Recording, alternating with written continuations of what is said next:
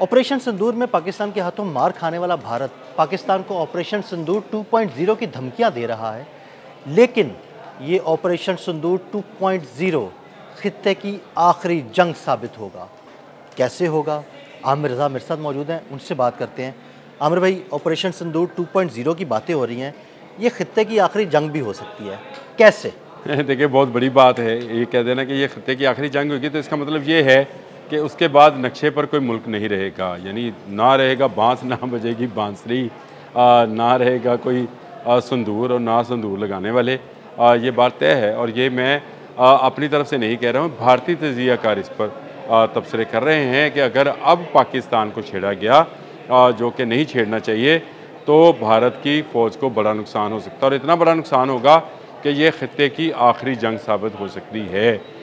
एक global time Pakistan के नाम से एक चैनल है जिसने परवीन सुहानी, मैं अक्सर उनका नाम जिक्र करता हूँ, फोर्स मैगज़ीन के जो चीफ एडिटर हैं, उनके हवाले से ये हेडिंग लगाई है कि इंडिया पाकिस्तान की आखिरी जंग होगी, क्योंकि वो ये समझते हैं, तज़िया उन्होंने ये किया है उस पूरे वो जो उन्होंने व्लॉग सा किया है, उसमें उन्होंने ये बात कही है कि भारतीय फ़ौज में लड़ने की विल नहीं है, ना इनमें लड़ने का जज्बा है। अब विल से मुराद आप जज्बा इसका तर्जुमा अगर कर लें तो ये आप ज़्यादा बेहतर है। उन्होंने कहा कि 47 से लेकर आज 2025 तक हमने भारतीय फ़ौज में लड़ने का जज्बा नहीं देखा, लेकिन वाइस वर्सा बिल्कुल इसके उलट जब पाकिस्तान की तरफ बात करते हैं तो वहाँ हुकूमत कोई भी हो, चाहे सिविलियंस है, चाहे वो किसी आर्मी की हुकूमत है, वहाँ पर लड़ने का जज्बा हर वक्त मौजूद रहता है। और ये बुनियादी फ़र्क है मुस्लिम मिथोलॉजी के अंदर और हिंदू मिथोलॉजी के अंदर। वो इसको इस तरह से लेते हैं, वो कहते हैं कि मुस्लिम्स ने एक खित्ता अरब से निकल कर पूरी दुनिया पर हुकूमत बनाई थी, तो कैसे? क्योंकि ये वॉरियर्स थे ज़हनी तौर पर, और अब भी जो पाकिस्तान में रजीम है वो वॉरियर्स की है। तो ये वॉरियर लड़ना जानते हैं और लड़ते हुए तो किसी को कुछ रहने नहीं देंगे।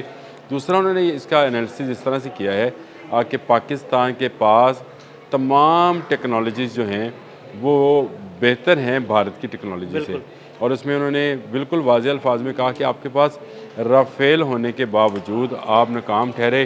पूरी दुनिया जो है आपकी नाकामी पर डंके बजा रही है। पूरी दुनिया जो है फील्ड मार्शल ऑफ पाकिस्तान को एजाज़ के साथ बुला रही है, उनको अपने मुल्कों में उनको गार्ड ऑफ ऑनर्स पेश कर रहे हैं। आपके लोग कहाँ हैं? बिल्कुल, आपके अनिल चौहान जो कि उनके CSD हैं, वो खड़े होकर ये बात कर रहे हैं कि हम ऑपरेशन सिंदूर 2.0 को जो है उसकी तैयारी कर रहे हैं, लेकिन हम ये मैं सिर्फ उनकी सुहानी की बात कर रहा हूँ। वो कह रहे हैं कि जज्बा में नज़र नहीं आता है कि आपकी फ़ौज में जज्बा नहीं है, आपकी एयरफोर्स डीमोरलाइज है। 3-4 महीने तक ये खामोश रही। राफेल गिरने की बातें अमेरिकन प्रेसिडेंट करते रहे, राफेल गिरने की बातें दुनिया भर की न्यूज़ एजेंसीज करती रहीं।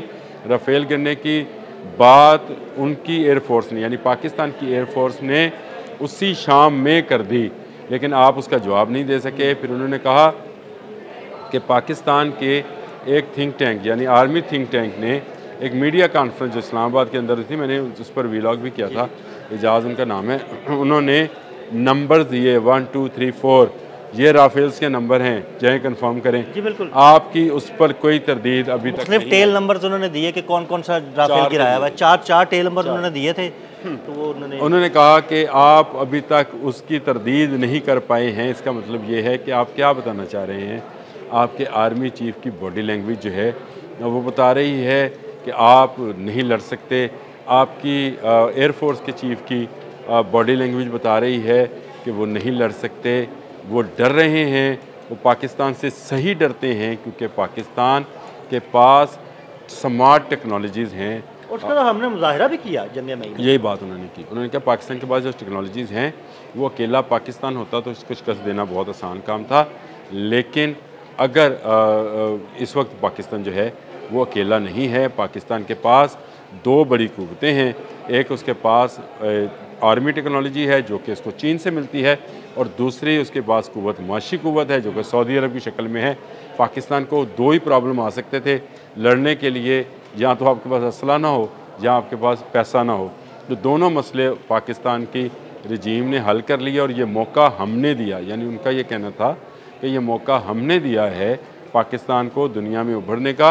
अब पाकिस्तान माशी तौर पर भी बड़ा जाइंट बनने जा रहा है और फ़ौजी जाइंट तो वो है ही, क्योंकि उसने साबित किया है। इसलिए वो एक ऐसा मैग्नेट बन गया है जिसकी तरफ तमाम फ़ौजी क़ुव्वतें, तमाम क़ुव्वतें, ममालिक जो हैं खिंचे चले आ रहे हैं। और इस पर उन्होंने एनालिसिस किया कि यही वजह है कि अमेरिका का प्रेसिडेंट पाकिस्तान के करीब होना चाहता है, भारत से दूरी इख्तियार कर रहा है। यही वजह है कि पाकिस्तान को मिडल ईस्ट में वो इज़्ज़त मिल रही है जो इससे पहले पाकिस्तान के हिस्से में नहीं कभी आई थी। उन्होंने कहा यही वजह है कि डोनाल्ड ट्रंप गज़ा में सबको पीछे करके पाकिस्तान के प्राइम मिनिस्टर को कहते हैं कि ये आगे आओ और मेरे फेवरेट फील्ड मार्शल का जिक्र करते हैं। तो ये एक पूरा व्लॉग है, सुनने के काबिल है। ग्लोबल टाइम पाकिस्तान ने इसको दोबारा से उसको नशर किया है।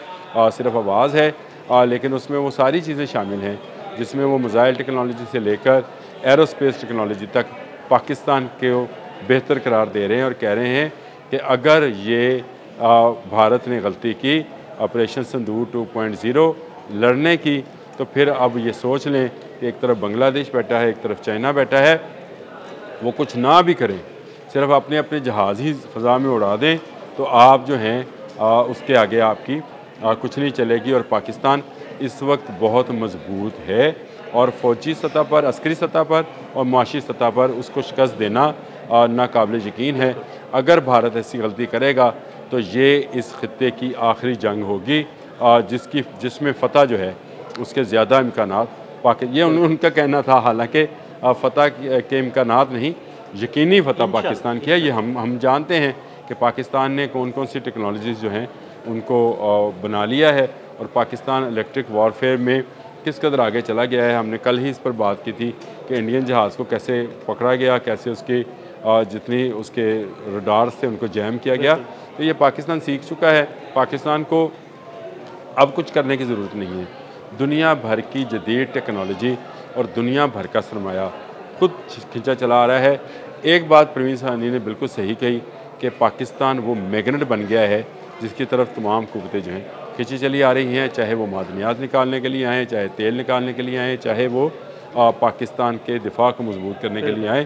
तो पाकिस्तान ने खित्ते में वो मुकाम हासिल कर लिया है कि अब इसको शिकस्त देना जो है मुमकिन नहीं है। ये बिल्कुल उनका तज़िया जो है सुनने के लायक है और इसके साथ साथ इस लायक भी है कि हम भी समझे कि हमें अपनी ताकत को अभी मज़ीद बढ़ाना है, क्योंकि हिंदू बनिया किसी वक्त पलट कर वार कर सकता है।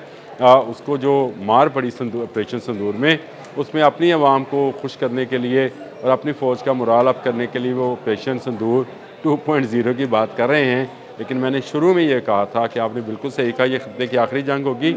ना सिंदूर रहेगा, ना सिंदूर लगाने वाले रहेंगे अगर ये जंग होती है। बहुत शुक्रिया अनवर जी। बिल्कुल आमिर रज़ा ने बड़ी तफसील के साथ आपको बताया, ऑपरेशन सिंदूर 2.0 अगर शुरू हुआ तो सिंदूर लगाने वाले भी नहीं रहेंगे और ऑपरेशन सिंदूर 2.0 करने वाले भी नहीं रहेंगे।